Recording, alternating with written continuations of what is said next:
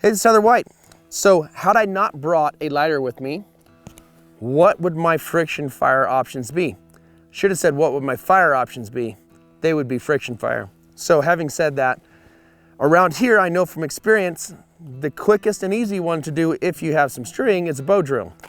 There's also a material out here for a hand drill. I'm gonna go look for the bow drill material. If I stumble onto the hand drill material, I'm gonna grab it.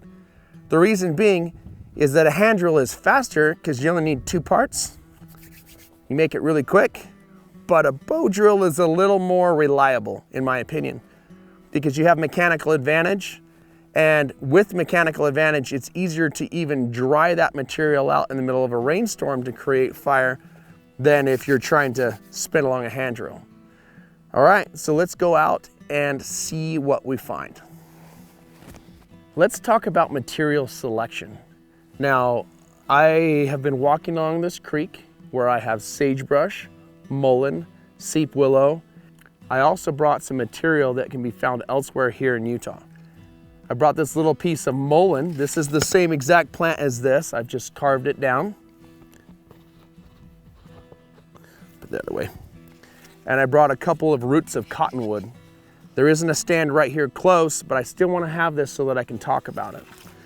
If you can find mullein, which looks like this when it grows, you see these seed pods, and I try to spread the seed pods when I collect them so that when I come back next year, I can still have the seed pods, and use this on a hand drill with cottonwood root or quake and aspen or sagebrush that is really dry. Then you've got a good little hand drill. So the characteristics that I'm looking for in this mullein are that it's straight. This is kind of straight. I got a little bit of curl here. Might be able to use that piece right there or that piece right there. You want it to be about the diameter of a pencil. This one's a little bit thin, and you need to take the skin off of it. This skin that mullein has is anti-fire. I don't know much more than that, but whenever the skin is involved, it both lubricates and keeps it from starting on fire. Okay, so I'll take this piece. Now I could even use this big long piece if I have a big enough hearth board. And as I trim these, I want to trim them the direction that they grow. Okay, and it comes off nice and smooth. If I try to cut counter to the direction that it grows, it'll end up turning my knife into the center of the stick and cutting it in half. The problem is that this mullein has pith in the middle, which is spelled P-I-T-H, and it's like sponge in the middle. Now, as far as attributes of mullein, I want it to be brown, not gray, a little bit of flexibleness, and if it's gray, it's gonna crack, and if it has any cracks going linearly, it's just gonna blow out when you use it. So I'm gonna clean this up. I also have this piece. This will be the initial part, and that'll be the end result. We're gonna combine that with some cottonwood root or some sagebrush. That way you can see a hand drill today and a bow drill.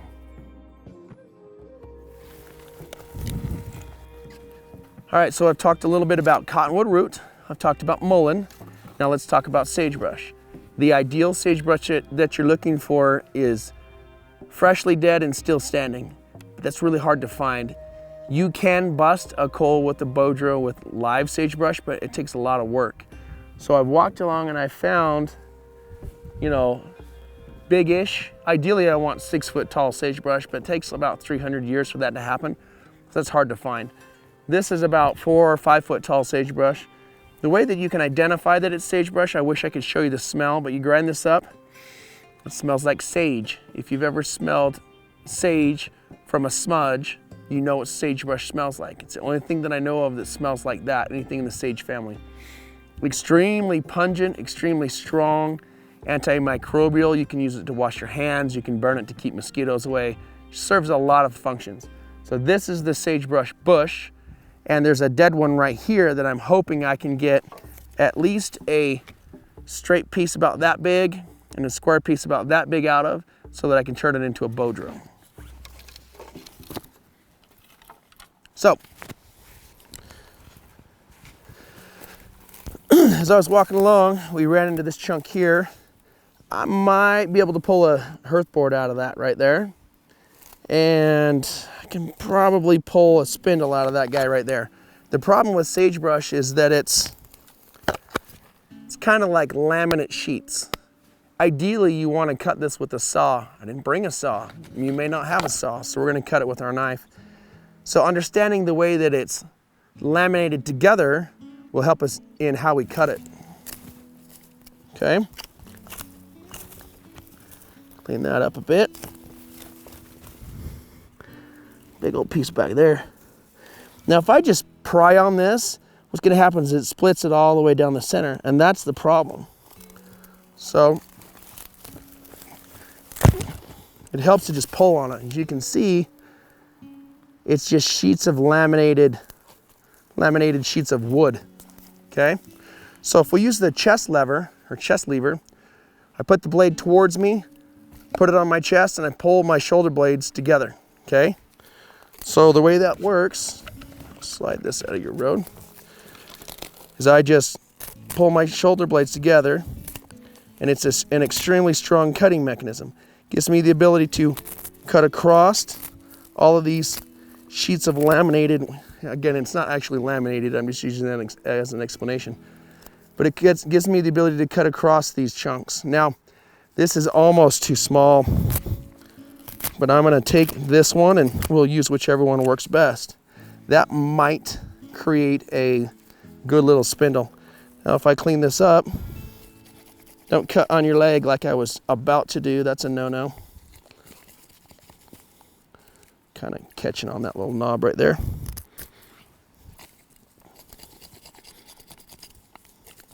Take that bark off. And on a side note, this bark, if you gather enough of it, makes amazing kindling. I'm not going to use the sagebrush bark for now. I'm going to use juniper because I have it. You can kind of see how there's a knob there, so I'm going to cut that flat.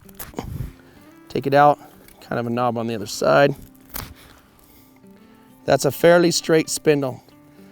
I think this spindle kind of sucks though, that we can do a little better. So I'm gonna put this in my pocket, take those points off. And see if we can get a better piece. Right here's where I want to cut this. Now, a couple ways that I can do this. I can baton, hit it on the back, or I can rose cut it. Rose cutting is just cutting it in slices around in a circle.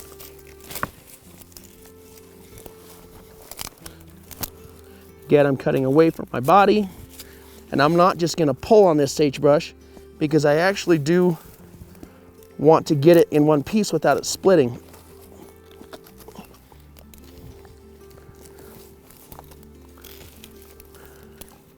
If I can cut enough little notches all around the outside dynamic bending layers, I can just crunchy cut that center layer, or crunchy break that center layer. It's starting to split on me a little bit.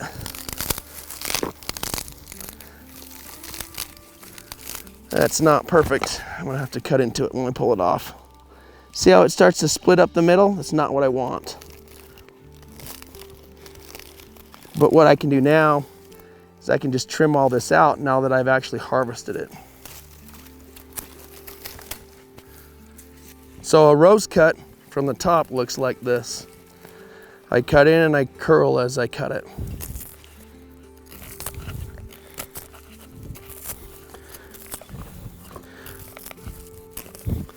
And if you do it right,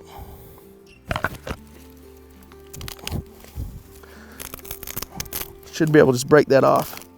But again, because this is sagebrush, it wants to just cut along the line of what I've removed. While that's ugly, I can clean this up and turn that into a hearth board. All right, I'm gonna cut a couple more of these, and then we're gonna take it over and stick it at camp. Then I'm gonna grab some seep willow to make a bow, and then we're gonna have some friction fire.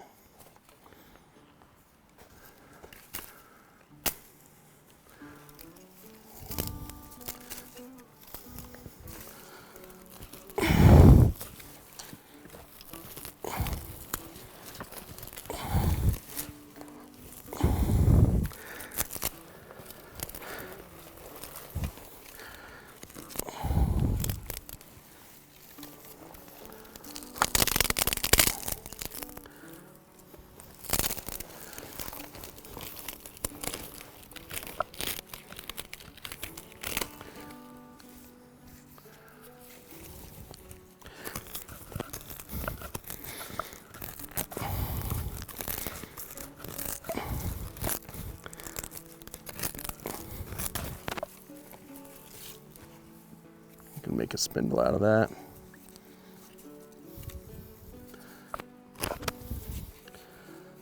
That first spindle you had really was not great. Yeah, it was stinky. It's gonna be great.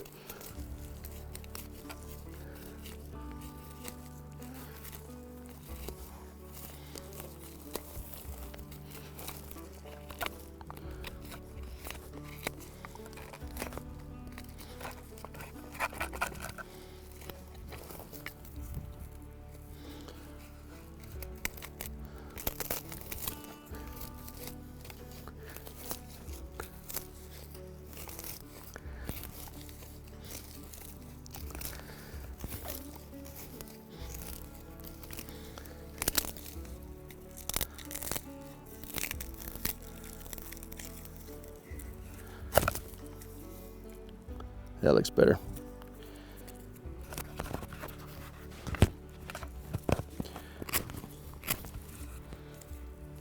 Do a couple of the chest cuts that I can get a close up on.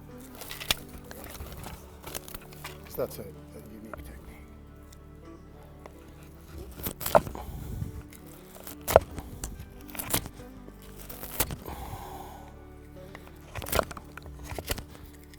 Make this thing straight.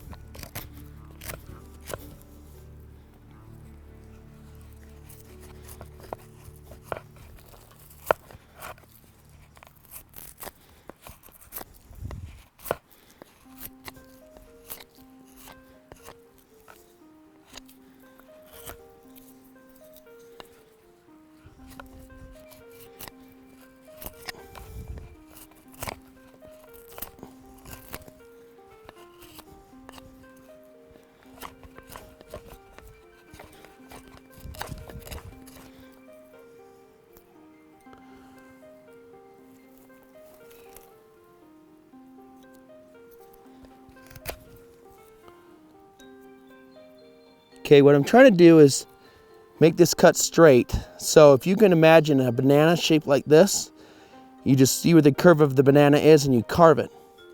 So you can cut a banana straight by removing the bends off of each end and taking the center that's straight.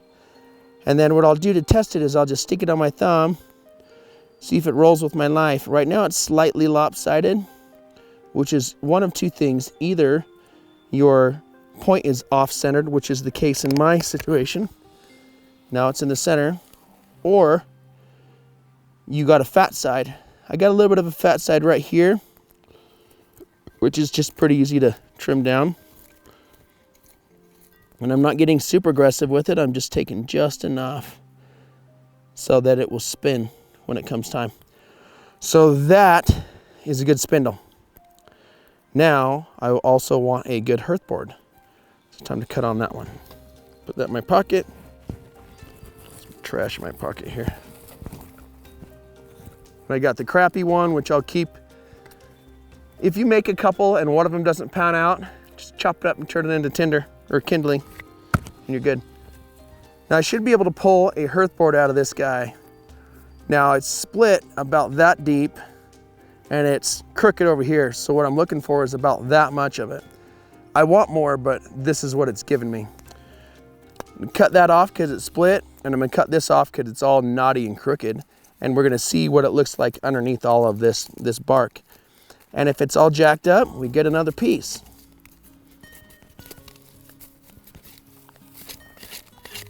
I'm using the back edge of my knife. It's a little bit speedier technique. It's just slightly sharp there. And when that doesn't work, I'll roll over and use my blade. And again, cut the direction of growth, especially on sagebrush. so that it doesn't blow out. Because what will happen is that limb is growing from the center. And if I catch the edge of that limb and I start chasing it, it's going to cut my sagebrush in half and split it in a way that I don't want it to split, okay? So I can tell that it's growing this direction, so I just spin my log around and cut it the direction of growth. And that way I work with the material instead of try to fight against it. Just like if I were to cut this right here, it would spin my knife in there. But if I cut it from the other direction, it just cuts it right off. And that's nice and smooth, and it keeps me from blowing my hearth board completely apart.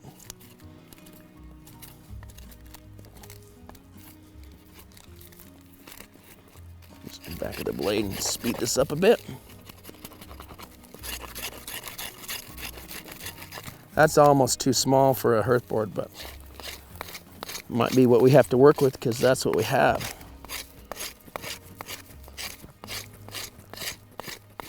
Okay, so this cracked out stuff I'm going to remove. And the good thing about this is if I was pushing this, I'd be flinging my knife all over here, all over my leg, all over my buddy. But here, it's you stop, right? There's no loss of control. And as you can tell, it's super effective cutting big old chunks off. Okay, and that takes all that most of that cracked out stuff. The crack stops there, but I'm going to stop here. I want to cut this here, and again, if I had a saw, this would be a lot faster. But sometimes the goal is to show you how to do it without it.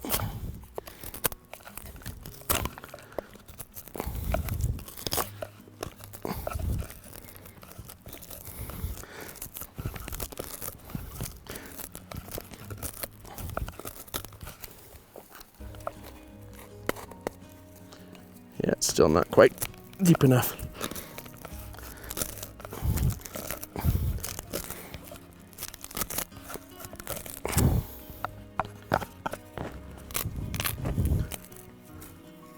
Okay, this is almost as fat as you ever want a spindle, or as skinny as you ever want a hearth board, which means it's not ideal.